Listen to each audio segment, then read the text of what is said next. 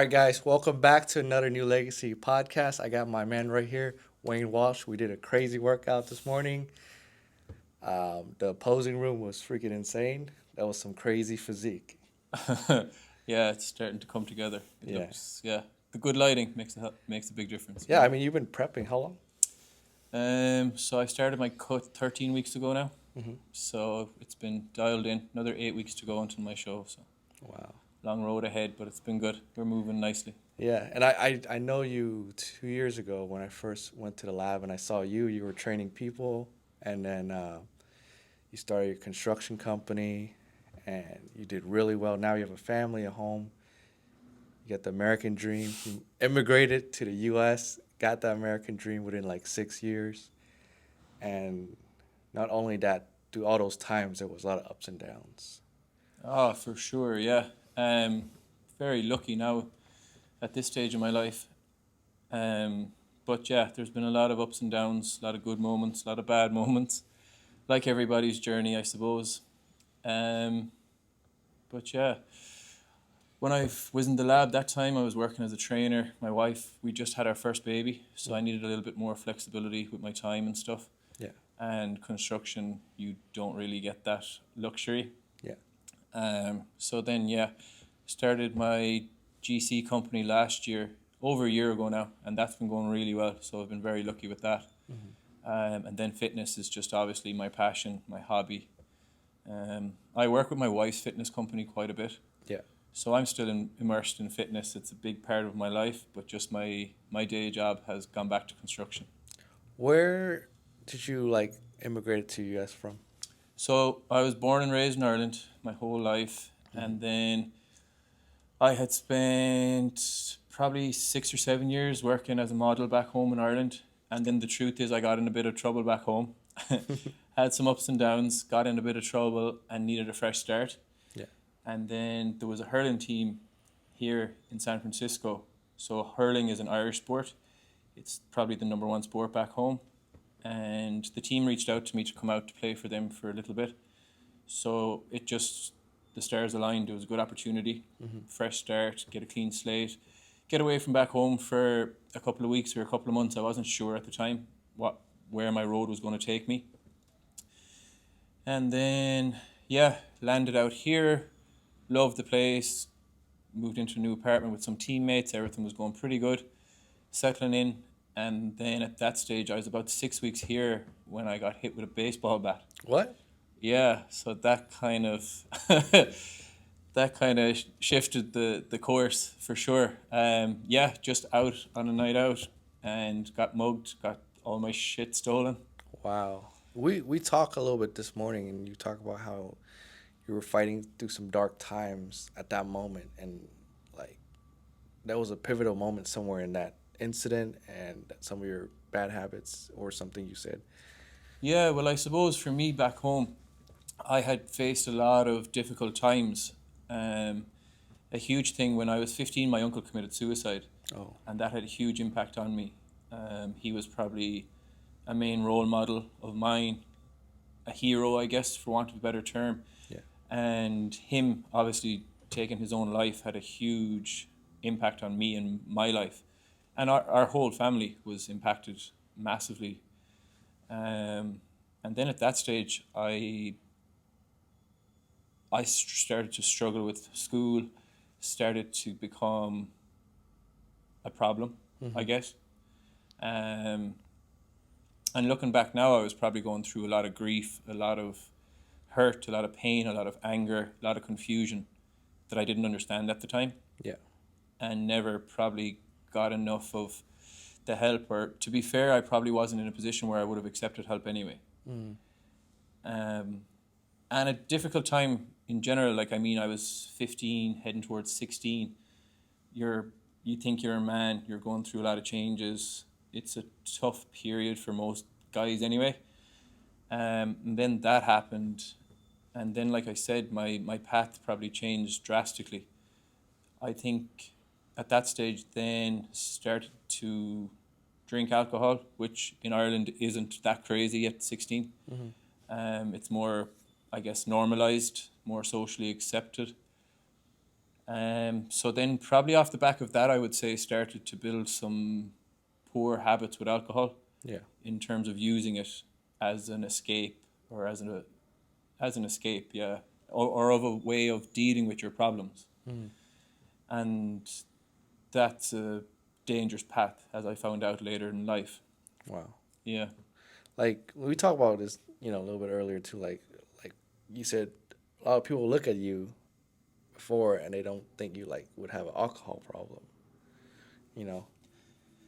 Yeah, well, I suppose I probably wasn't the standard or the average alcoholic or what people envision when they think of an alcoholic, Mm-hmm. in the sense that a lot of people might envision the guy at the side of the street with a 2 liter bottle of cheap cider, like Mm-hmm. a heavy, hardcore drinker on the street type Yeah. of alcoholic. Yeah. And that wasn't my case. For me, it was more, I would be playing sport all my life as an athlete, playing hurling. And I could be locked in for 3 or 4 months, and then we'd get to a championship final or something. And then it would be a big party, but my party would keep going an extra few days when everybody else had gone home. Mm. So my drinking was very much binge nature, but also very destructive. Wow. And very destructive from a mental health aspect. Like when I would have stopped drinking then, say if we had played a game on a Sunday, went out Sunday night as a team, most of us would have gone out on Monday as a team. Yeah. And then there'd be a handful of guys maybe on a Tuesday or Wednesday still doing it. I was always one of those. Oh shit. I was always the last one to leave the party. Yeah. And I think too, probably some of that socially is accepted at home. Mm. And I would have got a lot of grace because I was playing on the team, and there would have been certain allowances made for me through work or whatever else I was going on with. But I just always remember when I posted my first year sober anniversary, I posted something on Instagram. Mm-hmm. And like those close to me knew alcohol had a hold on me, a grip on me, a negative impact in my life. But the people on the outside looking in would have probably just seen me as an athlete, I guess. Wow. But Well, there was always a darkness. I felt like I was probably living a bit of a double life for a long part of my time. wow. Yeah. And like your career wise, so like you graduated, schooling there, like what kind of like career did you take on, all the way up to where we're at today? Yeah, so I had a very mixed bag when it came to that. My secondary school, or high school as it will be called here, Mm-hmm. at that stage I was doing really well. I was a good student, quite intelligent, and I would have had a bright future from an academic point of view. Mm-hmm. And by the time my final exams came 2 years later, I was like barely getting by, like Wow. really struggling to actually complete final exams and stuff. So in the space of 2 years, I probably went from being in the top grades, top class, Mm-hmm. to being at the bottom pretty quickly. Wow. That was just because you started drinking. Started drinking, but also I was suffering mentally. Like I was in a dark place. Mm. Depression, severe depression, probably looking back at it now. Wow. And not knowing what to do with it, not knowing not knowing how to get help. Yeah. And like I said, if I even got the offer of help, I probably wouldn't have accepted it anyway. Because I was angry, I was mad at the world. Yeah. I was full of resentments and hatred and bitterness. I never found peace with my uncle's decision. Wow. How did you overcome that? Oh, well, it took years. Something I probably still work on. Mm-hmm. Like I'm in a really good place now. Mentally, never been better. But for me, I think my sober journey was probably where I actually found complete peace with my past. Mm. There was a lot of hard conversations with my sponsor through AA. Had to go back in order to go forward, I would say. Had to go back and revisit some painful moments and times to find peace with it. What was would you recommend AA to everyone? Well, A is for alcoholics, but it's a program for living. The 12 steps is just a program for life. Like, you wouldn't have to be an alcoholic to go through the 12 steps and find a lot of valuable stuff in there, you know? Yeah. So it was a game changer for me for sure. Like, there was a lot of things from my past that you had to delve into, and you had to forgive others, but you also had to forgive yourself. Right. And another thing I learned was I held a lot of shame and guilt and embarrassment for maybe some of the things I had done in my addiction. Mm. But that's not who I am as a person. That was me in my addiction. And there was freedom to be found in that too. Right. It's like, I'm not perfect and never will be. But I also had to find forgiveness for myself for a lot of the crazy shit that I did when I was in the height of my addiction. Yeah. Like when you were in that height, like did you feel like you can do anything? Like you're just free from responsibilities, or like Well, what was that like feeling that you were looking for? escape was probably a major part of it, but also numbing the pain, like not being able, just not being okay. And like alcohol is a hell of a drug, Yeah. and you forget everything when you're drinking. You're not in pain anymore because you become numb. So a lot of it was probably dealing with that, the escape.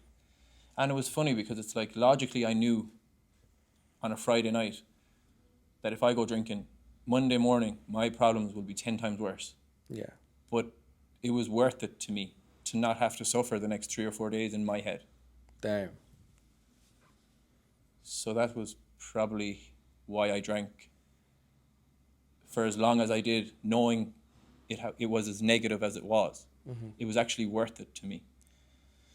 And I actually met a really clever man in an AA room. I wasn't that long sober. And I still had quite a bit of, I guess, nervousness about my sobriety. It was very new to me. It was uncomfortable. And I was still very like embarrassed about my past, I think. And he said something that kind of stuck with me. And he just said that you should be very grateful for alcohol because without it, you may not be here. Oh. Because that was my coping mechanism. That was how I coped. That was how I escaped for years. Damn. That came full circle for me. Like, you know, you were facing severe depression and your uncle committed suicide. Yeah. That was crazy. I don't know. That one's crazy, but it's dark. You know, like It's dark, but it's real. yeah. And That just clicked. I was like, yeah, oh damn. yeah. So I think that conversation with him taught me, in a way, just to find peace with the past. Damn. It's like, let it go, because it got you here. And right now, things are looking up. Yeah. Just the present moment is everything. Well, the past can't be fixed. It Yeah. can only be learned from. What's your advice when people like, you know, has dramatic past? Like how can they cope with it like going forward? You know, like you're in this present moment. Yes, there's some pain. Like how can you cope with that? Is there any, you know, thing you would recommend? I just think having faith to know that it can get better, but you have to give it a chance to get better. Yeah. And unfortunately, a lot of people make very final decisions when they're in a dark place. But there's no back from there. Yeah. There is no more good days. Damn. But if you have faith and you push forward and you're courageous enough to face another day, then there can be some more good days. I felt like that was like very like the way you put it together. It sounds like it's like a book quote, you know. And I definitely felt the pain you went through a little bit on that. That was insane. So talk about like entrepreneurships and you know your journey now. Like you know you conquer, you know alcoholism, and now you're on a sobriety journey. Like like tell us like how'd you get to that path? It wasn't easy. There was some bad moments, some bad days, some bad weeks. Um, but yeah, I've been quite lucky. I've met a lot of good people on my journey. My sponsor in particular, he played a huge role in my sobriety, obviously. And then I met my wife, and she's also been a huge part of my journey. So without meeting, I guess, either of those people in particular, I wouldn't be where I am right now. Yeah. Why is fitness so like regimental to your life? 'Cause you always talk about it, you know. Yeah, I think when I first got sober, because of the nature of my drinking previously, it was very weekend focused binge drinking. So on a Friday or a Saturday night, when I was first sober, those were like dangerous times for me, Yeah. in the sense that like that's probably when you're going to fall off, you know? Yeah, it's the relapse. Like Yeah, the relapse in your first couple of months or weeks. So Friday night would be spent in the gym. Saturday night would be spent in the gym. wow. Because the gym is a safe place. Yeah. You're replacing that negative habit with a more positive one. Yes, and another thing you realize too, at least I realized as a sober or new to sobriety, you have a lot of free time in your hands. Because you have a lot of hours you're not spending in bars and house parties. That's true. That's So true. you have to fill that with something. Yeah. And for me, the gym was kind of where I felt safest, if that makes sense. Yeah. So that's where it became very much. I was always into health and fitness, always kept myself in decent shape. But probably early in my sobriety journey, that's where it became crucial to me. Yeah. Did you do any other jobs besides general contractor, coaching, fitness, or like is there anything else you do in your whole career? Yeah, so back home, I did loads of different things. In construction, a lot back home, carpentry, and then worked in like worked in a clothes shop and ended up becoming a model off the back of that. Yeah. Yeah. Yeah, so I ended up working as a model back home for probably 7 or 8 years maybe with an agency back there. And Mandy was a huge part of my life and still is. Still one of my best friends. She was with me through good and bad. And especially, like I said, back home when I left, there was some negative stuff. I was going through a bad phase of life. I'd made some mistakes. And she always stood by me. So the modelling was a huge part of my life back home. I would say now, though, looking back, it probably enabled me a little bit in the sense that I never had like a regular 9 to 5 for a big part of my life. Yeah. There was a couple of years where I had a lot of freedom and a lot of opportunity, I guess, in the sense of being invited to parties and red carpet bullshit and all that goes along with that. It's a scene. Yeah.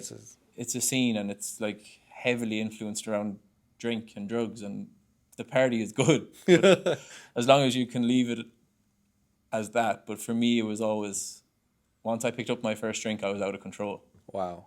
Yeah. Do you have addictive personality? Like Yeah, for sure. yeah. I'm all or nothing. Yeah, yeah, because I feel like I talked to a lot of people, interview them on podcasts. They have an addictive personality. Usually they're entrepreneurs, heavily involved in the fitness scene, but that's what makes them, separate them from the crowd. Because like they take that negative bad habit and pour all of it into good bad, whether it's gym or business or something, and like they go really far really fast. Yeah, well, my biggest negative also turned into the biggest positive when it's channeled and controlled in the right way. Yeah, Because you can be very hyper-focused, probably. yeah, So yeah, and even for me right now, it's like I've been on prep for 13 weeks, and it's the most repetitive thing you'll ever do. Oh yeah. How do you like sustain a routine like that? It's honestly, I actually enjoy it because every day is the same as the last. It's like every morning I wake up. The structure is amazing because every morning from the second my alarm goes off, literally till I go to bed, I know what I'm doing or what I should be doing at every stage of my day. So that's really easy to follow. Yeah. that's actually like a sauce you just give, because like a lot of people, they don't like the mundane, they don't like the routine. That's why they can't get to where they're going. Like how do you do that routine without like falling off? Like a lot of people fall off on the simplest thing possible. So yeah, like a lot of people, man, like especially in this modern society we live in. Um, I watch too. Like when I started my business, a lot of my friends started a business, and over the last 2 years, I just watch a lot of them fall off. And fitness has always been like one of the things I strive to be good at, and it's like a very regimental thing. How do you have the discipline to like meal prep and like eat the same thing every day? Like it's every like I'm talking about, it's like a clone day. Like tell me about it. Like how do you not fall off? Because there's no results if you fall off. Mm. If you want results, you have to just follow the routine. There's a plan. Yeah. Stick to the plan. Mm-hmm. Whatever the plan is, that's it. And I've always had the mentality, when I put my mind to something, when it's in my control, why would I not follow through? Mm-hmm. Like, nobody is going to stop me from eating my 6 meals today. You eat 6 meals a day? Yes. What the heck? But nobody is preventing me from doing that. Yeah. It's only going to be myself. Yeah. So why would I sabotage what I want? Mm-hmm. That's always been my personality with it. It's like, I want the end result. I want the outcome. Yeah. And I will do whatever it takes to get there. Yeah. Is this all right? This is a question for you. Is a 6-pack harder to get or generate $1 million from your business? Which one is harder? They both require insane obsession and work. Mm-hmm. Both are equally difficult. Mm. The discipline required to be in really top level shape, though, is next level. Yeah. It's uncomfortable. Mm-hmm. It's uncomfortable in a way most people aren't willing to go to. Yeah. And it's probably not worth it to most people. Mm. $1 million is $1 million, but 6-pack abs, you can't really do much with it unless you're working in a fitness environment where you're getting paid to look a certain way. Yeah. So the abs is, it's funny because people always ask me like, oh, how do I get lean or X, Y, or Z with their goals? And the first question I would ask a lot of people, especially once you've hit a certain age, if you have kids and a business and other responsibilities, is it worth it to give up everything you're going to have to give up to get abs? Yeah. For most people, the answer is a resounding no. So that's why they fall off. It's not worth it. Damn. If your why isn't important enough. Why is it you want to do this competition? Why is it that you want to stay this lean for this competition? What is it in it for you? It's a personal goal. I talked myself out of it a few times. Really? Yeah. Oh, yeah, for sure. Excuses sound best to those that make them up. So That's a good one. yeah, well, they do. But I had made a couple of excuses that I'm too busy, working too hard, I've family commitments at home. But they're all excuses. Yeah. You can do it, like. So I've just always wanted to do it. I've loved bodybuilding. I enjoy the training. I love the training. I never could have done it with my sport, with hurling. They don't mix too well. Bodybuilding is very all or nothing type of sport. Yeah. You got to be all in. The training, the regiment, the food. It takes over. It's very. Yeah, it takes a lot. What's the most problematic thing you see in like today's society? Like a lot of people are like, we're in this like little niche community where everyone's kind of fit. You know what I'm talking about? Like, but we isolate from like the 95% or the 90% of the population where they're unhealthy and they're having all kinds of issues. Like, what is your take on that? I think the food industry in America is broken. I think the system is broken. The system is rigged, I would say. If you look at what's allowed in food here, Yeah. it's criminal. Like, I seen something the other day that Skittles are going to remove titanium dioxide was the ingredient, I believe. Wow. Now, I don't know what that is, but I'm taking an educated guess that should not be in human food. Yeah. that's probably a no-brainer. Yeah. And the food industry here, if you compare it to Europe, the same product here has 40 ingredients Wow. that you can't pronounce most of them.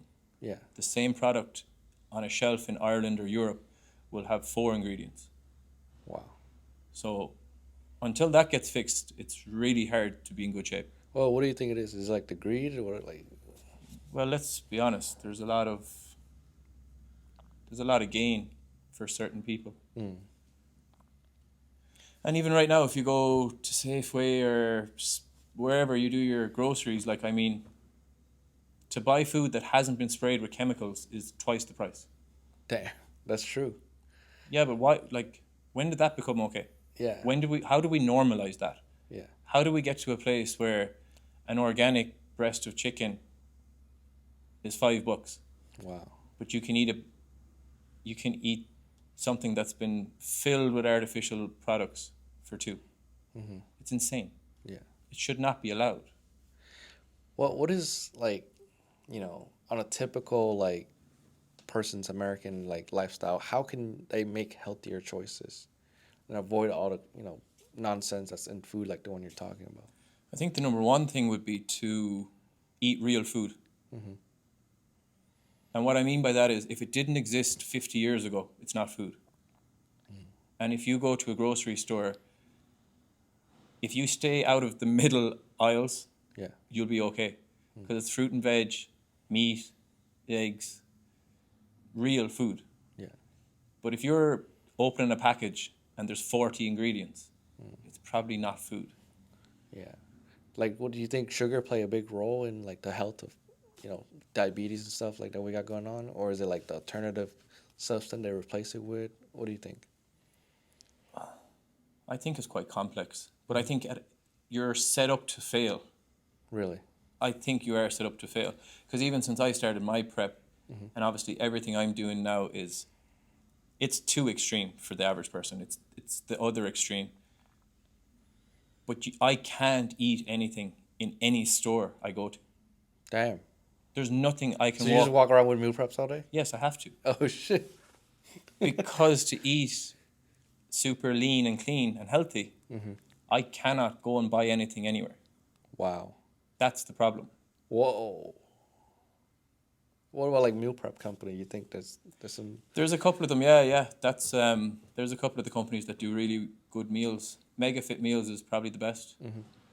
Factor are okay, but again, the macros aren't amazing from a weight loss perspective. Yeah, because I tried some of those. It's just like the portion's too small or too big, or Well, another thing to go back slightly, everybody overeats chronically. A lot of people nowadays are very sedentary lifestyles. We sit in the car, we drive to work, we sit at a desk, we drive home. We don't burn that many calories. yeah. The average person doesn't move much. Wow. And then what happens is they'll get to the gym 2 or 3 or 4 times a week and think that counteracts everything else that they make. Yeah. And just overall, the overall choices on a daily, weekly basis, you end up looking like your habits. Wow. That's the reality. Because like a lot of people, in business and in fitness or so, like, I don't know, man. Like, it's just like for me to like watch a lot of my friends just give up, like, it just kind of sucks. Like, you look around, you're like, fuck, like, handful of people and me around, in what we're doing over here. What is your take on that? Well, if it was easy, everyone would do it. Yeah. It's hard. It's scary. And like even for me, when I started my construction company, I have a young child at home. We have a young family. Yeah. And I had worked for my previous boss in construction for 4 years. So that was very secure. But there was no long-term freedom.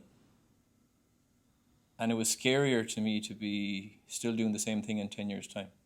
Wow. I would rather go and fail than wonder what if. Right. Like, how do you know when to take that risk? Like, a lot of people, they like, oh, I want to build a business one day. Everyone wants to build a business one day. Like, When do you know when to take that, like that first step? You don't, you just do it.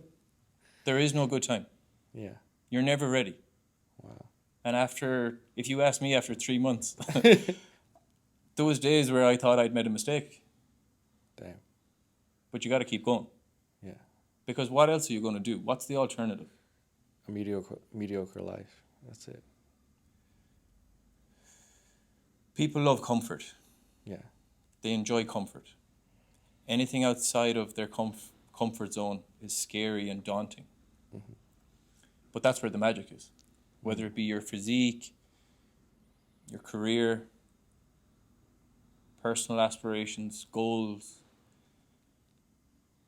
If you're not waking up every day excited and nervous, what's the point? Yeah. It's like, it's a short life. Tomorrow is not guaranteed for anyone. Wow. Dude, like, for me, I hit 30 recently, and I'm like, holy crap, that was, like, fast. I was like, damn, that's not good. I will say as I'm getting older, I'm getting more and more aware of my, what's the word? I mean, you have hair still, sir. You have hair. I do have hair, yeah. It's turning gray, though, the beard. I got to keep the beard trimmed right now because it's getting frosty. But, yeah, it's a short ride, yeah. Yeah. I'm becoming very aware of that lately. Yeah. Just small things. Having a child, I have a daughter, that changes everything. Yeah. I think we talked about this earlier, too, like just enjoying moments. Be in that moment. Tell us, the audience, about it. They probably don't even know what we're talking about, but the moments. Well, I think that's all life is. Life is just made up of moments. Mm-hmm. And I think we probably miss out on a lot of them. Nowadays, more so than ever. Yeah. We live through our phones a lot. Mm-hmm. And something that I can never get my head around, and this will be controversial. Yeah. But have you gone to a concert lately? Oh, yeah. Nobody's watching the show. It's like this. They're watching it through their phone. Yeah. So they're not watching the act. That's insane. So there's no point going to the concert anymore. Yeah. You're missing the concert. You're not watching it. Yeah. You paid $300 for your ticket to watch him on your phone. Damn. Like, what are you going to do with that hour of footage? Yeah. Nothing. You probably never look at it again. Well, what are you going to do? Like, take it out at a party and show someone, here's an hour of Luke Combs. Yeah. Like, no one's going to watch that. Yeah. No one cares. Wow. But we're living for social media. We're living for everybody else. Yeah. I mean, social media is super dangerous. If you're not making money on it, just be very careful consuming it. It's like crazy. I mean, what's your take on it? Well, it's a tool. Yeah. To be used. Yeah. For business. Yeah. In my opinion. Mm-hmm. And yes, we are all guilty of couch scrolling at night to unwind. But you have to be careful. Yeah. It's like you're missing out on life. Yeah. I actually seen a really interesting picture the other day. It was a carousel. There was like 10 or 12 pictures of people with the phone edited out. And they were just like this. Wow. In the like most unusual places. Yeah. Or like two people across from each other at coffee, like this. Yeah. Staring at their hands. And it just blew my mind because we do it every day. Wow. And we need to be present with those around us. There's a time and a place, don't get me wrong. Instagram, Facebook, whatever else is out there. Time and a place. Yeah. But like if you're checking your screen time and you're spending a couple of hours a day on these apps. Well, some people spend like 8, like a full-time job. Yeah, but you see, those are the people then that tell you they don't have time to go to the gym. Or they don't have time to meal prep. Oh. It's like, don't tell me that. Don't tell me you don't have time. Yeah.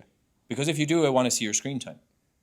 Damn. So if I see your screen time and you spend 6 hours on Instagram today, you're just full of shit. Damn. You've got a lot of time. You're just not using it that well. Yeah. And I think that's something that successful people do really well. They utilize the hours of the day really well. That they're very regimental. I've seen Yes, some. and they're very productive, hyper-productive. Yeah. 16 hours is a lot of time. Like you're zoning in on your business right now and you're like reaching that financial freedom goals a lot further than a lot of people. Like, what is your advice for to get like most people going? A lot of people like they're just kind of stagnant or like, just kind of like doing this number. Like, how do you get people up? Like, Well, they have to want it for themselves. It must come from within. yeah, Because I heard a quote before, I might butcher it slightly, but it was something along the lines of, I've never found a bad worker and managed to make him a good one. that's true. Think about it. Yeah, like I hired and fired a lot of videographers within the last like 2 years. Well, like 25 of them. But it's like I've always hired someone like, wow, good intention, like let's this person's great. I just need like tweak two things. It never work out in my favor anyway, and I'm like, wow, now I'll just get them good. Well, what you're looking for isn't coachable. What you're looking for with high level people, you can't teach it. It's a mindset. Yeah, And it must come from within. yeah, So you have to, it's how you see the world as well. What are you willing to put in? And are you really, really good at what you do? yeah. Like the market right now is the winner takes all. Well, it's never been less competitive Yeah, because people in general, dare I say, have become very lazy and comfortable. And nobody really wants to work hard. Everyone wants to get rich quick. yeah. That's why all these get rich quick scheme is like selling like crazy. Yeah, and good for you, like good for anyone who does it. But the reality of it is, most people that are super successful put in many, many years of hard work. Yeah. And there was no work-life balance. Oh yeah, you see me? We just came off the airplane. Yeah, but work-life balance is fine Yeah, if that's the life you want. yeah. But sometimes you got to go all in. That's true. It's those moments where you like hit a peak and go on to another level. I feel like once you able to hit that peak, boom, you can go to another level. Yeah. Like how did you like hit like those like limit breakers or something like that? I think for me, moving to America was a big part of that. Because coming from Ireland, it's quite a small economy. It's not full of opportunity. Yeah, It's quite hard to do amazingly well back there, yeah, in the sense that most people are getting by okay, comfortable, but not too much, not too many hyper successful, financially free individuals. And then I moved here, and I think something that I seen was I found models, if you will. yeah, Like my boss, my old boss, my sponsor, like he's doing it. He's living proof it can be done. yeah, He came here with nothing, worked his ass off, built his company, and did really well, became very successful. And I just had a mentality when I seen that's what he could achieve. Why can't I achieve it? Right, right. A lot of people don't see that. They're just looking for that steady like paycheck, and like, I was one of them before, and I just like I don't know, just woke up one day just like, oh, I might as well like not enjoy this life because like it's literally the same every day. It's a 9 to 5, 9 to 5. Yeah, but there's certain people out there that are probably better suited to that life. That's true. Like, it's How- not for everybody. Yeah, Like, I have friends that I would never advise to go into business for themselves. What are some like key traits you look for? Like you see a person and you're like, okay, that person will do good in business. Like what are like 3 traits that you look for? Delusional optimism. I think that's really important. The dreamers. Yeah, The future belongs to the optimists. The people that think, I could do that. yeah, Even if they can't, but they believe it. yeah, You'll find a way to make it work. Or you'll put yourself in a position where you'll open doors for yourself. And it's funny because it's like, the harder you work, the luckier you get. that's true. I've heard that. So even when I was younger, and like even going through bad moments of my life, anytime I wanted an energy shift, if I felt stagnant in my just say my modeling was getting quiet. I wasn't super busy for the next month, and things were just kind of in a lull. I'd start getting up every day at 4 a.m. doing cardio, even though I didn't need to. But it was just my way of working harder. And time again, within a week, phone would ring and there would be some amazing opportunity. So the harder you work, it's like God almost is watching. He's like, oh, this guy's not giving up. We got to reward him because he keeps going. Yeah, no, 100%. Because it's like I think it's like a mind game too. Because like you do that action and like there's a amount of finite time that's gonna give you that reward, but in the middle there's like a lot of doubt while you're waiting for a new action to happen. And I feel like, by you kind of like distracting yourself or working on something simultaneously that's good, it kind of makes that time frame collapse a little bit better. Well, it's an energy shift. So if you're stuck and stagnant and things aren't going the way you'd like, Yeah.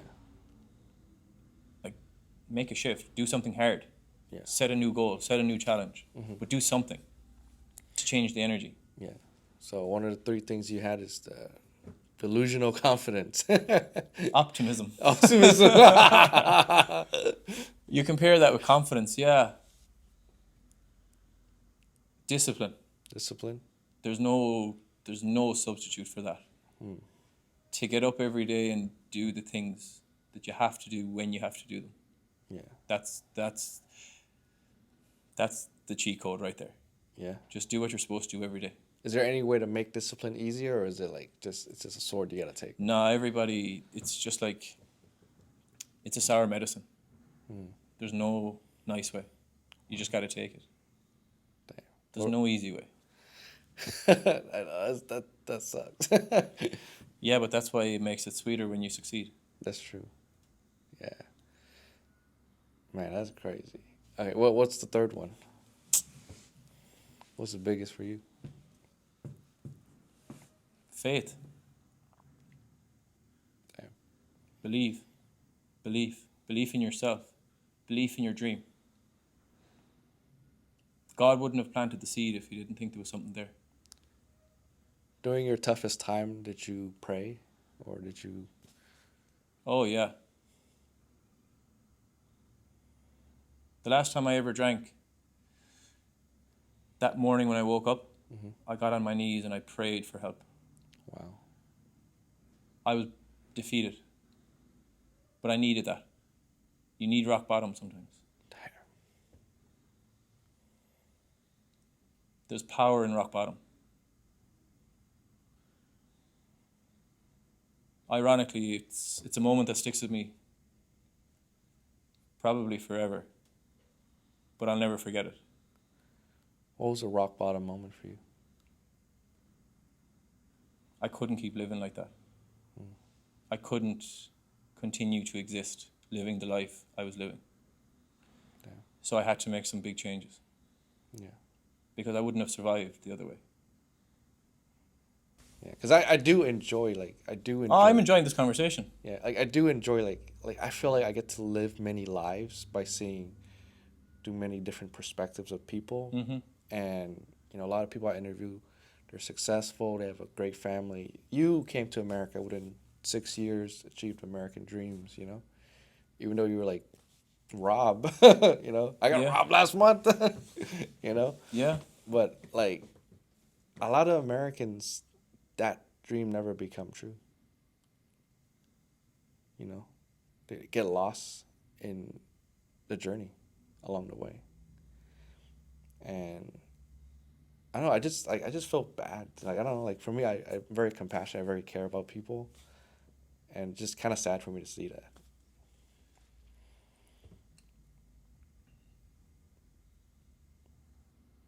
Yeah. I probably have a slightly controversial opinion. Tell me. There's a severe lack of appreciation for this country, for those that are born here. I don't think enough of people understand the opportunities that exist here. And when you come from a smaller economy, it's very evident. I came here and I got no handouts and I didn't want any, and I made my way. And I've been very lucky, but I also set the alarm at 5 a.m. every day. Wow. I'm sure there was some days that were like tough and you didn't want to get up. Like Yeah, well, I'm going to tell you a story about when I first got here. The guy that was over the hurling team that brought me here to play sport, was a general contractor who then became my boss and my sponsor. But I had just left Ireland, and I would say 10 days before I arrived here, I was at a red carpet event in Ireland. In my tuxedo, sparkly shoes, Wow. living the dream, according to Instagram. And that first day I went to work with him, for 2 solid weeks I was on a jackhammer. So that was about the most humbling, soul-seeking experience of my life. Wow. But I didn't quit. Damn. I kept going to work every day. I kept setting my alarm. I kept turning up for 8 hours of a jackhammer, breaking concrete, for 2 weeks solid. Wow. So now people might look at me when I drive my truck to work and I drink my coffee that I have it easy. But they just see the results. They don't see the work that it took to get there. Yeah. And without the hard work, you're probably not going to get there. Because I could have given up. I could have told him no. But then I wouldn't work for him anymore. Yeah. And then I would have had to find a new job. But I probably would have given up on that job too. Because when it gets hard, people give up. And that was hard. Yeah. I mean, I did jackhammer work before.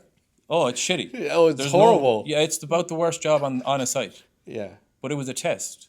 Yeah. It was just to see, like... And again, I was coming from a catwalk. He 100% thought I would quit. Wow. Wouldn't you? Yeah. I mean, that's a big contrast. Well, it's a big jump. It's a big shift. Yeah. Like you're celebrating. Now, I grew up in construction. My father has a construction company back home. So I grew up in construction. So it wasn't new to me. That's why. Yeah, but it was also pride. I'm very prideful. And hard work never killed anybody. That's true. And to get where you want to be, there's going to be shitty days. There'll be hard moments. And whatever walk of life you're in, you're going to have a boss somewhere that's going to push you to see what can you take. Will you bend or will you break? As long as you bend, it's okay. Don't break. Because if you break, you're giving up. Yeah, you lost the opportunity. You got to start the whole rebuilding process forward. You know. Got to grit your teeth and bear it. Is that what it's like to have a business? Sometimes, yeah. Depends what day you catch me. There's days where the paycheck sounds way better. Yeah? Oh, yeah. What about, like a lot of people on a salary, they have, their paycheck, they have, like, their monthly expenses and stuff. A lot of them live paycheck to paycheck. And then there's times I have to live, like, payroll to payroll. Like, how do you, like, what I'm saying? Like, it's a different type of responsibility. I would pay my guys before I pay myself, It's a different level of responsibility for sure, yeah. Yeah. It's uncomfortable. Oh, yeah. The start is scary as fuck. Yeah. Yeah. Like, there's no two ways around that. Your first 6 months in any business is fucking hard. Yeah. It's uncertainty. You're taking a big leap. Like, what did you do to get the investment to start your construction company? My own savings. Oh, wow. How much did you put in? Not that much. Probably started off in my business account with 25K. Okay, that's good. Yeah, but in construction, that's not a lot of money. Because you can get a lumber order for a job for 20K. Wow. Yeah, so then it's like... This is not like... Well, that's where it gets scary quick. Right. Just especially in construction, because it's a you get paid when the job is done type of gig. That's the scariest thing. That's the hardest part, is financing the projects as they come up. Because your money in construction is always out there. It's rarely in your bank. So you're owing, you got to pay subs, your subcontractors, you got to pay all your materials. Yeah, And these guys don't care whether you've got paid or not. that's true. They just have their hand out Yeah, and they got to be paid. yeah, And so as the GC, you're always the last one to get paid. yeah. And don't get me wrong, there's good money in it. As long as you get it. No, I mean, like, I just learned this recently because I work with a lot of, CEOs before. They pay upfront, boom, boom. But when we work with corporations, they do this thing called net 30, net 60, net 90. Like, oh, net 180. Like, what the heck? You just do the work and they get paid 6 months later? Like, what is your take on? I mean, in construction, you're carrying that. Yeah, you have no choice. Because the reality of it is, if I come in here today and put all new light fixtures in here, you're not going to give me a check leaving. No, really? Well, most people don't. Damn, And that's especially, so crazy. but if a project runs for, just say a project runs for 8 weeks, you got to be able to finance a lot of that. Yeah. Like, do you guys do like a lot of commercial or residential? All residential for me. Is it like a lot of it? Like, what's the average job size you have? Probably around 100K. Damn, that's crazy. Some will be smaller, some are quicker, some are in and out in a Yeah. couple of weeks. For like 25.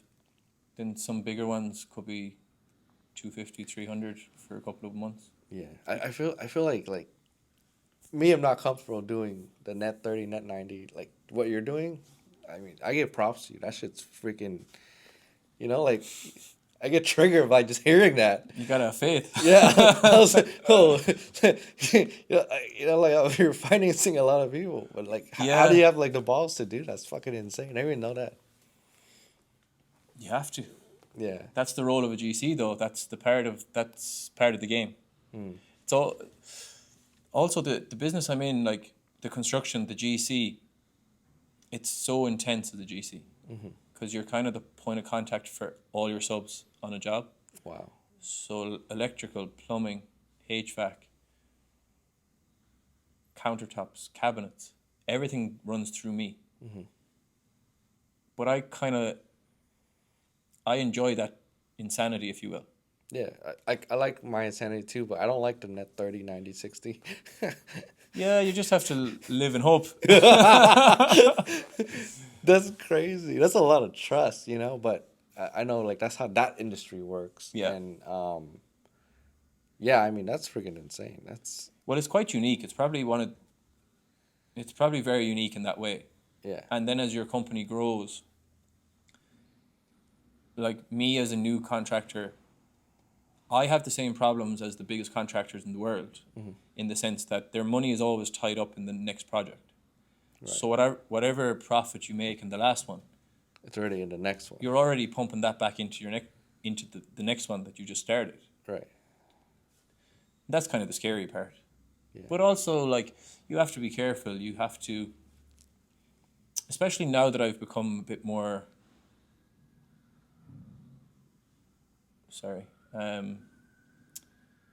now that I'm, like, settled into my company and stuff, I'm much more cautious.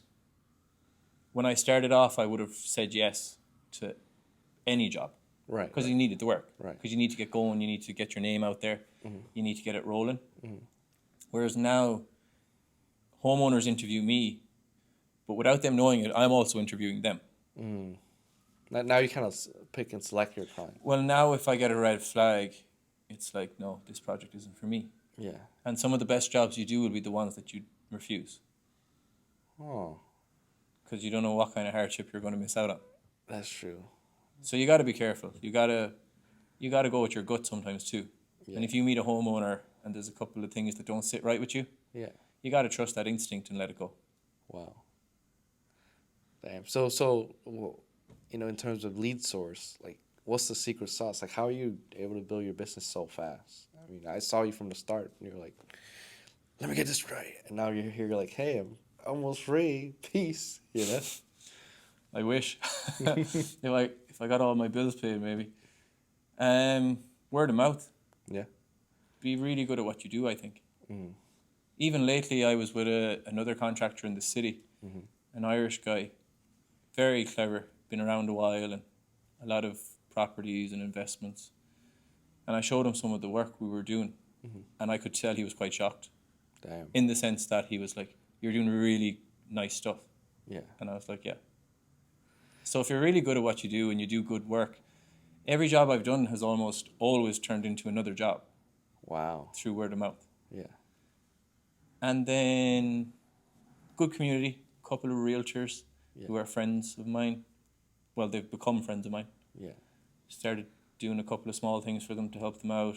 Then that kind of rolled into a little bit of a bigger project, and the rest is kind of history. I feel like a lot of people like undervalue like relationship in business. I think that can take a lot of people really far. Is that the same case for you? Yeah, I've always been very traditional and old school, maybe. Yeah. Like face to face is where I love that. I don't enjoy Zoom calls. I want to sit down face to face with people. Yeah. And just building relationships is so important. Like your network is huge. Wow. It's the number one thing. Yeah. And like right now, I'm really lucky that I have a good network around me.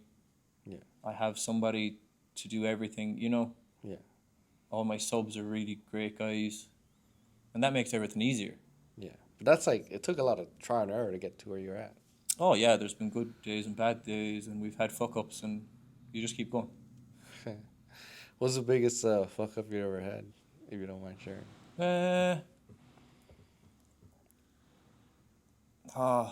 Had a guy lately install floating shells upside down.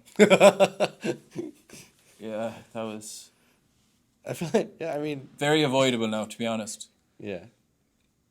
because it was seamless on top, and there was a seam at the bottom. But then he installed it upside down, so then the seam was on top where you could see it. Yeah.